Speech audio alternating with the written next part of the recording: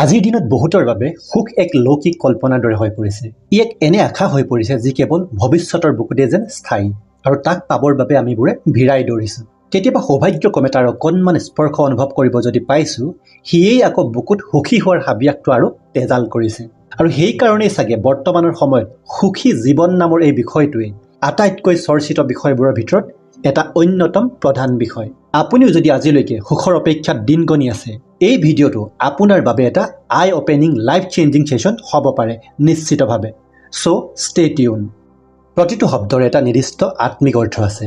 সমাৰ্থক শব্দবোৰে সেই অৰ্থটোৰ কেইটামান চৰিত্ৰকে প্ৰতিনিধিত্ব কৰে, সামগ্ৰিকতাক নকৰে।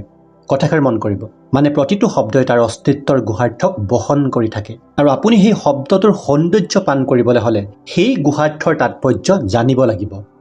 সুখ শব্দটোৱে এক সুস্থিৰ আভ্যন্তৰীণ স্থিতিৰ কথা কয়, যি পৰম আনন্দৰে পৰিপূৰ্ণ, আৰু সেই স্থিতিটোত উপনীত হোৱাৰ পথটো হৈছে হেল্ডি আৰু ৰিচ খাদ্য, শাৰীৰিক খাদ্য, মানসিক খাদ্য আৰু আধ্যাত্মিক খাদ্য। যদি আপুনি শৰীৰৰ বাবে বেয়া খাদ্য গ্ৰহণ কৰে, আপোনাৰ পেটটো বেয়া হ'ব, শৰীৰ ৰোগীয়া হ'ব, আৰু তেতিয়া মনৰ শান্তি ভংগ হৈ সুখ ভংগ হ'ব। যদি আপুনি আপোনাৰ মনটো ভ্ৰমিত হোৱা চেঞ্চিটিভ বা নিগেটিভ তথ্য মানসিক খাদ্যৰূপে গ্ৰহণ কৰে, সি আপোনাৰ ধ্যান ভগ্ন কৰিব, শান্তি আৰু টোপনি নোহোৱা কৰিব, আৰু তাৰ দ্বাৰা সুখ নাইকিয়া হ'ব। আৰু যদি আপুনি ঋণাত্মক অদৃশ্য শক্তিৰ কবলত পৰে, তেতিয়াতো জানেই যে পানীত হাঁহ নচৰাৰ অৱস্থা হ'ব। মানে সুখৰ সেই সুস্থিৰ আভ্যন্তৰীণ স্থিতিটো পাবৰ কাৰণে আমি একাগ্ৰচিত্তে উপযুক্ত খাদ্য গ্ৰহণৰ অভ্যাস আমাৰ মাজত গঢ়িব লাগিব। শাৰীৰিক, মানসিক আৰু আধ্যাত্মিক কোনোবা এটা ক্ষেত্ৰত যদি কিবা এটা কেনা লাগে, আমি সেই স্থিতিটোত পাবগৈ নোৱাৰিম, আৰু আজিৰ দিনত আমি সেই স্থিতিৰ পৰা বহু নিলগত। প্ৰতিটো বস্তুৰ স্থায়িত্ব এটা কণ্ডিশ্যনৰ ওপৰত আধাৰিত। উদাহৰণস্বৰূপে ধৰক, যেতিয়ালৈকে শৰীৰত আত্মা আৰু প্ৰাণ ঊৰ্জা থাকিব, তেতিয়ালৈকেহে মানুহ এজন জীয়াই থাকিব। যেতিয়ালৈকে মানুহজন জীয়াই থাকিব, তেতিয়ালৈকে ভোক ভাগৰ অনুভৱ হ'ব। একেদৰে মানুহৰ জীৱনত স্থায়ীভাৱে সুখ থাকিব হ'লে এটা কণ্ডিশ্যন ফুলফিল কৰিব লাগিব, আৰু সেই কণ্ডিশ্যনটো কোৱা হয় স্থিতপ্ৰজ্ঞতা। মানে যিজন ব্যক্তি নিজৰ প্ৰজ্ঞাৰ ওপৰত স্থিত, যাক বাহিৰা কোনো ফেক্টৰে প্ৰভাৱিত কৰিবই নোৱাৰে। এই স্থিতপ্ৰজ্ঞতাক আমাৰ মাজত জগাবৰ বাবে আমি শাৰীৰিক খাদ্যবোৰ প্ৰসাদ আকাৰে গ্ৰহণ কৰিব লাগে, লগতে মানসিক আৰু আধ্যাত্মিক খাদ্যবোৰ প্ৰবোধৰ পথেৰে পৰিচালিত হোৱাৰ সমল হ'ব লাগে। যিকোনো খাদ্য যেতিয়া আপুনি ভগৱানৰ নামত অন্তৰৰ পৰা উৎসৰ্গা কৰি গ্ৰহণ কৰে, সেই খাদ্যখিনি সাধাৰণ খাদ্যৰ পৰা প্ৰসাদ হৈ পৰে। প্ৰসাদে জীৱনলৈ সদায় পবিত্ৰতা, শান্তি আৰু প্ৰগতি কঢ়িয়াই আনে। জীৱনৰ বাটত পোৱা যিকোনো এটা তিতা, টেঙা বা মিঠা অভিজ্ঞতাক যেতিয়া ঈশ্বৰৰ দান বুলি আপুনি কৃতজ্ঞতাৰে গ্ৰহণ কৰে, অভিযোগ কৰাৰ সলনি, তেতিয়া ঈশ্বৰে সেই ঘটনাটোৰ অন্তৰালত থকা পৰম জ্ঞানখিনি আপোনাৰ সজাগতাত অনুভৱ কৰিব পৰাকে প্ৰকট কৰি দিয়ে, আৰু সেই জ্ঞানখিনি আপোনাক প্ৰবোধৰ পথেৰে আগুৱাই লৈ যায়। প্ৰতিটো ঘটনাৰ অন্তৰালত এটা ৰহস্য আছে, উদ্দেশ্য আছে। আপুনি দায়িত্ব সহকাৰে যেতিয়া তাক গ্ৰহণ কৰে ধন্য হৈ বা ভুলৰ ক্ষমা বিচাৰি, তেতিয়া আপোনাৰ মাজত পাত্ৰতাৰ আবিৰ্ভাৱ হয়, আৰু পাত্ৰতাই আপোনাক সেই প্ৰবোধ পথৰ জ্ঞানখিনি আহৰণৰ সৌভাগ্য প্ৰদান কৰে। এই কথাখিনি আজিলৈকে আমাৰ পৰা কিয় নিলগত আছিল? এচাম সুবিধাবাদী মানুহে বিয়পোৱা এফেক্টেড ইনফৰমেশ্যনৰ বাবে। আমি আজিলৈকে যিমানবোৰ জ্ঞান আহৰণ কৰিলোঁ, সেইবোৰত সৰ্বাধিক ভূমিকা পুথি অধ্যয়ন, ইণ্টাৰনেট আৰু অভিজ্ঞতাই লৈছে। ইণ্টাৰনেটৰ ভূমিকা লক্ষণীয়ভাৱে দিনক দিনে বাঢ়িব ধৰিছে। অধ্যয়ন পিপাসু মানুহে জ্ঞান আৰ্জনৰ অৰ্থে, সমস্যাত পৰি থকা মানুহে সমাধানৰ অৰ্থে, কোনোবাই খন্তেকীয়া মানসিক খোৰাকৰ অৰ্থে, কোনোবাই অভ্যাসগতভাৱে আমি প্ৰথম মোবাইলটো লৈ চাৰ্চ ৱেব, ইউটিউব বা ছ'চিয়েল মিডিয়া চাওঁ। তাত আমাক কণ্টেণ্টবোৰ কোনে যোগান ধৰে? সেই নিৰ্দিষ্ট বিষয়বোৰৰ আপোনাৰ মোৰ দৰে এচাম মানুহে। যিটো বিষয়ৰ ভিডিঅ' আপুনি চাই আছে, যিজন মানুহে সেই কণ্টেণ্টটো ডেভেলপ কৰিছে, তেওঁৰ জ্ঞান হয়তো সেই পাৰ্টিকুলাৰ বিষয়টোত আপোনাৰ সমানো নাথাকিব পাৰে। তেওঁ মাত্ৰ এটা কথা ভালদৰে জানে যে ইউটিউবত মানুহে যি চাৰ্চ কৰিছে, চাৰ্চ ইঞ্জিনৰ তথ্য চাই মানুহে বেছিকৈ চাৰ্চ কৰা বিষয়ৰ ভিডিঅ' বনাই পইচা উপাৰ্জন কৰা, আৰু এই দৌৰতে ৯৫% অধিক ক্ৰিয়েটৰ আজিৰ দিনত ব্যস্ত পইচা কমোৱাৰ দৌৰত।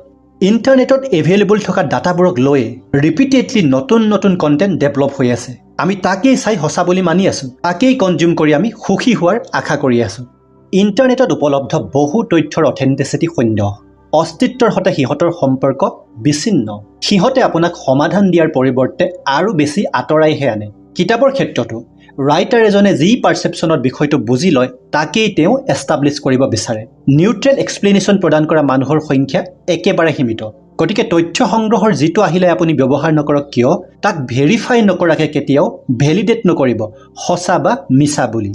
গভীৰভাৱে চাবলৈ গ'লে অধ্যয়ন, অভিজ্ঞতা, অন্তৰংগতা, অনুভৱ আৰু আশীৰ্বাদ এই 5 প্ৰকাৰে আমি মানসিক আৰু আধ্যাত্মিক খাদ্য গ্ৰহণ কৰোঁ। গুৰুৱে আশীৰ্বাদ ৰূপে জ্ঞান প্ৰদান কৰে। আধ্যাত্মিকতাৰ অনুশীলনে আমাক অনুভৱৰ দ্বাৰা জ্ঞান প্ৰদান কৰে। অন্তৰংগতাৰে বান্ধ খাই থকা আত্মীয়সকলে নিজৰ অভিজ্ঞতা, আচৰণ আৰু উপদেশৰ দ্বাৰা জ্ঞান প্ৰদান কৰে। কৰ্মই অভিজ্ঞতাৰ দ্বাৰা আৰু অধ্যয়নে পোনপটীয়া বা পৰোক্ষভাৱে আমাক বিষয়ৰ জ্ঞান দিয়ে। জ্ঞানবোৰ এনেদৰে ভিন্ন পথেৰে সংগ্ৰহ কৰাৰ পিছত ভেৰিফাই কৰিবৰ বাবে আপুনি আধ্যাত্মিকতাৰে আশ্ৰয় ল'ব লাগিব, যিহেতু আধ্যাত্মিকতাই হৈছে অথেণ্টিচিটি ভেৰিফাই কৰাৰ পৰম পথ। আধ্যাত্ম মানে আকৌ ৰিলিজন বা ধৰ্ম নহয়, কিন্তু আধ্যাত্মতা হৈছে আত্ম অধ্যয়নৰ বিজ্ঞান, যাৰ দ্বাৰা ব্ৰহ্মৰ পৰা ব্ৰহ্মাণ্ডলৈকে সকলো বিষয়ৰ জ্ঞান আহৰণ কৰিব পাৰি। আধ্যাত্মৰ এই যাত্ৰাত আপুনি শ্ৰীমদ ভাগৱত গীতাক সাৰথী হিচাপে গ্ৰহণ কৰিব পাৰে। আপুনি আকৌ ভাবিছে চাগে যে মই ঘূৰি পাকি ৰিলিজনৰ কথাকে ক'ব আহিছোঁ। ন', শ্ৰীমদ ভাগৱত গীতা এনেকুৱা এখন মহান গ্ৰন্থ যিখন পৰমাত্মাৰ দ্বাৰা সৃষ্ট। পৃথিৱীত যেতিয়া মানুহৰ বংশধৰে প্ৰথম জীৱন গ্ৰহণ কৰিছিল, সেই সময়ত সূৰ্যৰ পুত্ৰ মনু পৰমাত্মাই শ্ৰীমদ ভাগৱত গীতাৰ জ্ঞান প্ৰদান কৰিছিল। তেতিয়া পৃথিৱীত হিন্দু, মুছলমান, খ্ৰীষ্টান, বৌদ্ধিষ্ট, জৈন এইবোৰৰ কোনোটোৱেই নাছিল, কেৱল মানুহ আছিল। ৰিলিজিয়াছ গ্ৰুপবোৰ মানুহে বনোৱা, কিতাপবোৰ মানুহে লিখা, ইণ্টাৰনেটত পোৱা তথ্যবোৰ মানুহ আৰু এআইৰ দ্বাৰা আপলোড কৰা। চ' ক'ৰবাত নহয় ক'ৰবাত মানুহৰ দ্বাৰা সৃষ্ট বস্তুবোৰত আৱেগ, অনুভূতি, চেণ্টিমেণ্ট বা ষড়যন্ত্ৰৰ গোন্ধ পোৱা যায়। নিউট্ৰেলি যেতিয়া আপুনি অধ্যয়ন আৰু মন্থন কৰি চাব, নিৰপেক্ষতাৰ অভাৱৰ বাবে তথ্যবোৰ মূল সুঁতিৰ পৰা বহু আঁতৰত, আৰু ইয়েই আমাক সুখেৰে জীয়াই থকাত প্ৰধান হেঙাৰ সৃষ্টি কৰিছে। সেইকাৰণে ভগৱান শ্ৰীকৃষ্ণই আমাৰ জ্ঞানকেই দুখৰ মূল কাৰণ হিচাপে অলৰেডি শ্ৰীমদ ভাগৱত গীতাত উল্লেখ কৰিয়েই থৈছে। যদি ইয়াতকৈ কিবা উত্তম পথ আপোনাৰ দৃষ্টিত আছে, তেনেহ'লে লিখি পঠাব, আমি জানিবলৈ আগ্ৰহী।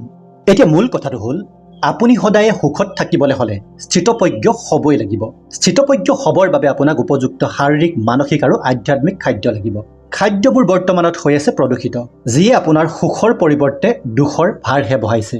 যিহেতু সঠিক জ্ঞান নোহোৱাৰ বাবে আমি মানসিকভাৱে একাগ্ৰ হৈ কাম কৰাৰ সলনি ভ্ৰমিত হৈ পৰিছোঁ। অশেষ চেষ্টা কৰিও আমি সঠিক কৰ্ম সম্পাদন কৰিব পৰা নাই, আৰু ই আমাক আত্ম অধ্যয়নৰ পৰা আঁতৰাই বাহিৰা জগতখনত বেছিকৈ ব্যস্ত কৰি ৰাখিছে। অন্তৰ্মুখী যাত্ৰা কৰিবলৈ এৰাৰে পৰা আমাৰ শান্তি আৰু ধৈৰ্য দুয়োটাই নাইকিয়া হৈ গৈ আছে। তেনেস্থলত আমি সুখ ক'ত বিচাৰি পাম কওকচোন? আমাৰ সুখৰ দুটা প্ৰকাৰ আছে, এটা পূৰ্ণ আৰু আনটো অপূৰ্ণ।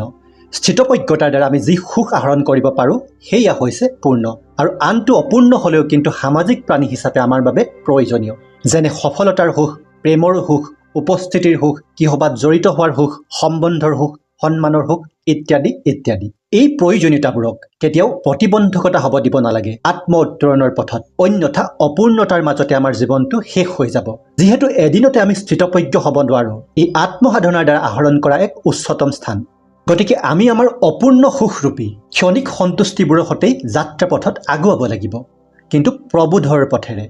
এতিয়া আমি আগবাঢ়োঁ আমাৰ মাজত অলৰেডি খহি ভাঙি শেষ হৈ যোৱা পূৰ্ণ সুখৰ ভেটিটো পুনৰ কেনেকৈ নিৰ্মাণ কৰিব পাৰোঁ সেই কথালৈ। 3টা সহজ কিন্তু হাইলি এফেক্টিভ ষ্ট্ৰেটেজিৰ বিষয়ে মই ক'বলৈ আগবাঢ়িছোঁ। চ' মন দি শুনিব কথাকেইটা। নম্বৰ 1, আমাৰ জীৱনটোক প্ৰভাৱিত কৰা 2টা বিচিত্ৰময় চৰিত্ৰৰ প্ৰথমটো হৈছে সুখবোৰ ভগালে বাঢ়ে আৰু দুখবোৰ ভগালে কমে। দ্বিতীয়টো হৈছে ভালবোৰতকৈও বেয়া কৰ্মবোৰে দ্ৰুত গতিত প্ৰসাৰতা লাভ কৰে।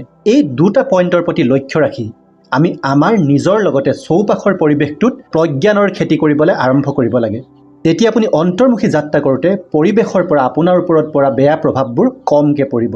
নিজৰ লগতে প্ৰতিবেশীসকলকো আপুনি ভাল জীৱন এটা কটোৱাত, সুখী জীৱন এটা কটোৱাত সহায় কৰিব পাৰিব। চাওক, প্ৰতিবেশী যদি পাকিস্তানৰ দৰে হয় আপুনি নিবিচাৰিলেও দুখ আহিবই, আৰু যদি ভূটানৰ দৰে হয় সুখৰ বাহ্যিক পৰিৱেশ সবল হ'ব। গতিকে যিটো লাগে সেইটোক নিজৰ মাজত আৰু চৌপাশে সৃষ্টি কৰিব পৰাকৈ সুজ্ঞানখিনি সিঁচক। উপযুক্ত জ্ঞানেহে অন্ধকাৰ নাশ কৰিব পাৰে। নম্বৰ 2, আপুনি, মই, আমি কোনোৱে নাজানো যে আমাৰ জীৱনলৈ নেক্সট কি আহিব, কিন্তু ভাল বেয়া যি আহিলেও আমি নিজকে এনেদৰে প্ৰস্তুত কৰি ৰাখিব লাগে যে বেয়াবোৰে আমাৰ অকণমানো ক্ষতি কৰিব নোৱাৰে বা খুব কম মাত্ৰাত ক্ষতি হয়, আৰু ভালবোৰ আমি পৰ্যাপ্ত মাত্ৰাত গ্ৰহণ কৰিব পাৰিব লাগে। আমি জানো যে সৰু শিল এটাইও দাপোন এখন ভাঙিব পাৰে, গতিকে দাপোনখন আমি বাহিৰৰ পৰা অহা কোনো শিলে চুব নোৱাৰাকৈ নিৰাপদে ৰাখিব লাগে। একেদৰে আমি জানো যে আমি স্থিতপ্ৰজ্ঞ হ'ব পৰা নাই, আমি অৱগত নিজৰ বৰ্তমানৰ সুখৰ ভেটিটোৰ বিষয়ে, গতিকে তাক আনে হাৰ্ম কৰিব নোৱাৰাকৈ আমি নিৰাপদে ৰাখিবলৈ চেষ্টা কৰিব লাগে। মানে আমি আমাৰ একশ্যন আৰু ৰিয়েকশ্যনবোৰ, ক্ৰিয়া প্ৰতিক্ৰিয়াবোৰ তাৰ প্ৰতি লক্ষ্য ৰাখি কৰিব লাগে। থাৰ্ড পইণ্টটো হৈছে নেচাৰেল নৰিছমেণ্ট। স্থিতপ্ৰজ্ঞতাৰ হেতু আপুনি আপোনাৰ শৰীৰ, মন আৰু আত্মাক হেল্ডি এণ্ড ৰিচ খাদ্য প্ৰদান কৰিবলৈ হ'লে প্ৰকৃতিৰ আশ্ৰয় ল'বই লাগিব। আমাৰ শৰীৰটো 5টা মহাভূতেৰে গঠিত, আৰু আত্মাটো তিনিটা তত্ত্বৰে। প্ৰকৃতিৰ সংস্পৰ্শত থাকিবলৈ লোৱাৰে পৰা আপোনাৰ শৰীৰ, মন আৰু আত্মাৰ কমপ্লিট ডিটক্সিফিকেশ্যন হ'বলৈ আৰম্ভ কৰিব এটম পৰ্যায়লৈকে। তাৰ সমসাময়িকভাৱে আপুনি যদি প্ৰকৃতিৰ সান্নিধ্যত আধ্যাত্মিকতাৰ অনুশীলনবোৰ কৰে, যেনে য়োগ, মেডিটেশ্যন, চান্টিং, প্ৰাৰ্থনা, সেৱা, গ্ৰেটিটিউড, ভাগৱত গীতাৰ অধ্যয়ন, তেতিয়া জীৱন, স্থিতপ্ৰজ্ঞতা আৰু মুক্তিৰ বাবে প্ৰয়োজনীয় জ্ঞানবোৰ স্বয়ং আপোনাৰ ইনটিউশ্যন বা অন্তৰ্দৃষ্টিত ধৰা দিব। আপুনি মাজুলীত গৈ যাদৱ পায়ং ডাঙৰীয়াৰ সৈতে 1 ঘণ্টা অতিবাহিত কৰি আহিব আৰু ডক্টৰ এডুপাটি গ্ৰহণ কৰা 10জন ব্যক্তিৰ সৈতে 10 ঘণ্টা কটাব। পাৰ্থক্যটো নিজেই বুজিব। প্ৰকৃতি এহাতেদি যদি বেষ্ট হিলাৰ হয়, অন্য হাতেদি বেষ্ট মাষ্টাৰ হয়। এই কথাষাৰ সাধু, যোগী আৰু মহাত্মাসকলে ভালদৰে জানে। সেইকাৰণে তেওঁলোকে স্পিৰিচুৱেল প্ৰেক্টিছবোৰ প্ৰকৃতিৰ কোলাত, অৰণ্য বা পাহাৰৰ আশ্ৰয় লৈ কৰে। আমি ইতিমধ্যে আলোচনা কৰি অহা জীৱন, সুখ, স্থিতপ্ৰজ্ঞতা, প্ৰকৃতি, আধ্যাত্ম, কৰ্ম এই প্ৰতিটো বিষয়ে অত্যন্ত বৃহৎ আৰু তত্ত্বগধুৰ। ইমান কম সময়তে বৰ্ণনা কৰাটো সহজ কথা নহয়। সময়ৰ প্ৰতি লক্ষ্য ৰাখি ইয়াকেই ক'ব বিচাৰিছোঁ, স্থিতপ্ৰজ্ঞতাক লক্ষ্য হিচাপে ৰাখক। আত্ম উত্তৰণক অলংকাৰ ৰূপে ধাৰণ কৰক। শ্ৰীমদ ভাগৱত গীতাৰ আশ্ৰয়ত আধ্যাত্মক পথ হিচাপে গ্ৰহণ কৰক। তেতিয়া সুখ বিচাৰিব নালাগে, স্বয়ম্ভূ ৰূপত আপোনাৰ মাজতে আবিৰ্ভাৱ হ'ব। আজিৰ এই ভিডিঅ'টো চাই আপোনাৰ কেনে অনুভৱ হৈছে আমাক জনাবলৈ নাপাহৰিব আৰু নতুনসকলে আমাৰ চেনেলটো ছাবস্ক্ৰাইব কৰি ল'ব। ধন্যবাদ।